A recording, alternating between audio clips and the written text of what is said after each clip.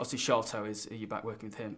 How do you sort of feel about it? Because we sometimes see when these come around, when Andy Serkis does it, people think he's so good at this should be an Oscar-nominated role. Do you think this is something where there should be an assisted performance category, or do you think it's the actor that's Totally. I mean, I think the technology is relatively new, and I think that, you know, 100-year-old system of ranking actors' performances is left far behind where we are actually at. The thing you have to take into account is, like, the ears that I was just talking about.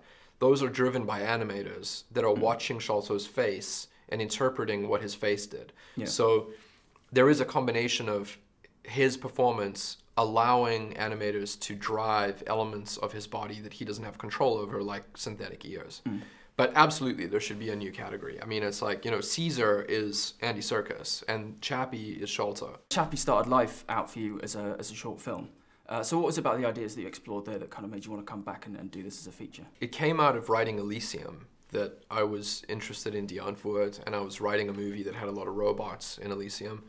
And I had this idea that I'm unable to explain where it came from, but it was that Die Antwoord were to raise one of these kind of like combat droids from Elysium, and what would that yield? Obviously with the sort of designing Chappie himself, he's got a very interesting design. I wonder sort of what's your thinking behind that, and is sort of the rabbit ears almost disarm him in a way, don't they? If I was making either a police robot that bank robbers have to take seriously, that would be an easy design brief. And if I had to make a robot that audiences love and he's really cute and he grows up and he develops emotions, that would be easier.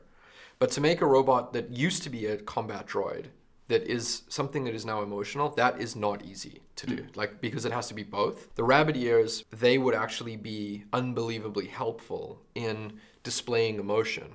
Like when they go back, like a dog, you know, or they go forward and he's alert, they helped immensely. Because what I wanted to do was keep his face as blank as possible.